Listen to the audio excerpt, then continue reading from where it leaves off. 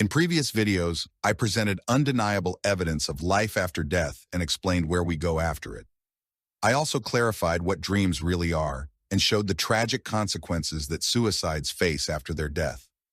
I shared some of the many near-death experience stories I've gathered over more than 20 years of researching the phenomenon of death and life beyond the physical body. If you haven't watched them yet, I encourage you to click on my channel name and the video tab, where you can see all the videos I've made so far. In this episode, I will present another NDE story from my collection. It will be the tale of a man suffering from depression who experienced clinical death due to a car accident. During this event, a mysterious being revealed to him the rules governing this world.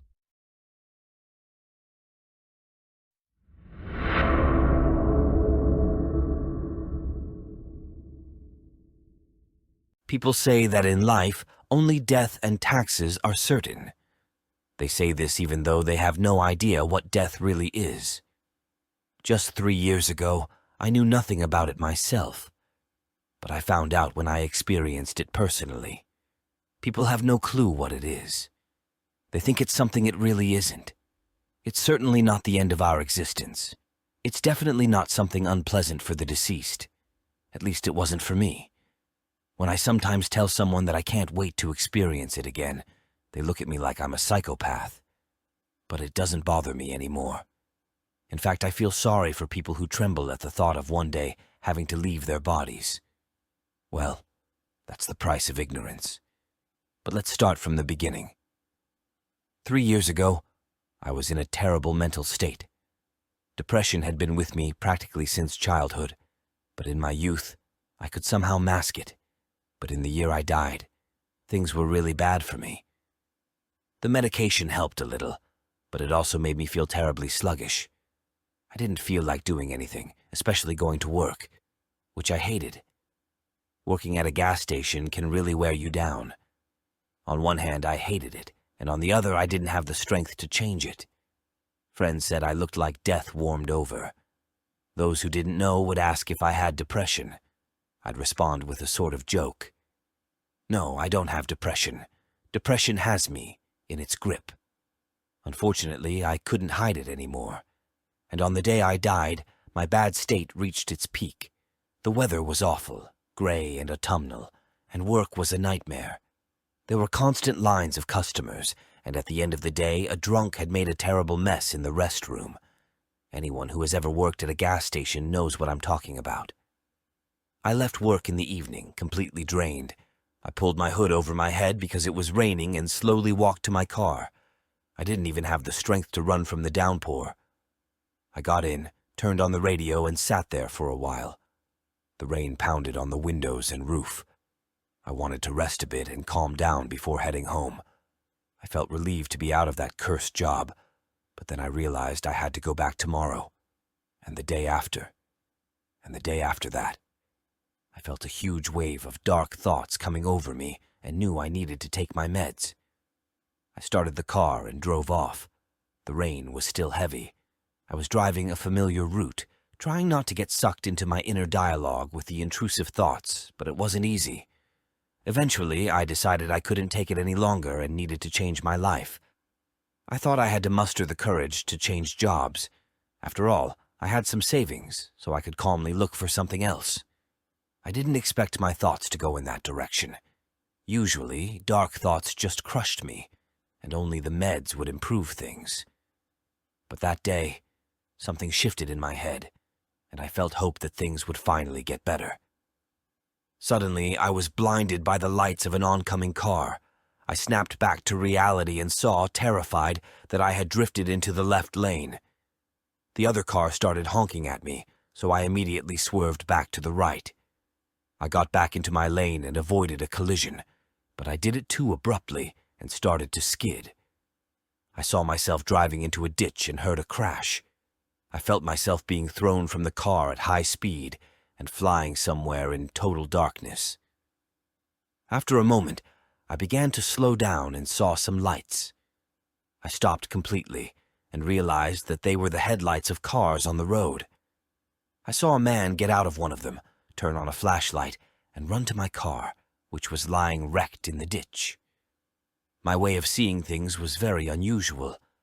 It was as if I could see everything at once, my car, the other cars, and the people inside them. It was incredibly strange, but enjoyable.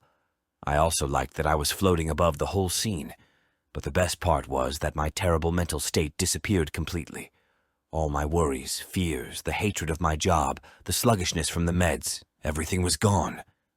Instead, I felt an incredible peace and bliss. I looked at my wrecked car and the severely injured body inside. Some guys were moving around it, shining their flashlights. I saw and heard a panicked woman sitting in one of the cars calling an ambulance. I watched all this completely unfazed. Not only did I not care, but for the first time in my life, I felt truly free, and that I could leave for good. As soon as I thought that, a bright portal suddenly appeared before me. It grew from nothing. First a small ball of light, then it quickly expanded to a considerable size. The light coming from it was very warm, a white golden glow. I felt it radiating love. It began to gently pull me in. When I wanted to stop, I could, but it was so inviting that I decided to fly in and see what awaited me. It was a bright tunnel that occasionally twisted in different directions. After a moment, I saw its end and flew out. I found myself in some strange yet beautiful place. It was a magical world. On Earth, the sky is blue, but here it was a purple-pink hue. It had clouds, but they were white gold. I flew over a land with vegetation like something out of a high-budget sci-fi movie. I had never seen anything like it. It was stunning. I also saw rivers, lakes, and waterfalls. It was an incredible place. Suddenly, I noticed a tall white tower with a figure in white standing on it. As I got closer, I heard its voice. It was more like mental communication than a real voice, telepathy. He invited me to the top of the tower, and soon I landed there. The figure looked more like a man, though his appearance was very delicate. He had long, dark hair and hypnotic blue eyes. He smiled at me the whole time. I asked him, "Who are you? Are you God? A deity? Jesus?" He sent me a response saying he was the guardian of this world, ensuring that the rules established at its creation were upheld. I asked him what rules he was talking about. He then bombarded me with information. He talked about the rules of incarnating into a body, reincarnation, the ability to travel between different worlds and realities, and the principles on which this takes place. I had never absorbed so much knowledge in such a short time. I could probably have absorbed even more if he hadn't suddenly stopped and told me I had to return to my body and continue my life. I was shocked by this statement and immediately responded that there was no way I was going back. I wasn't going back to that misery because I felt great here and wanted to explore the worlds he had just mentioned. But he repeated that I had to return because the doctors had just saved my body.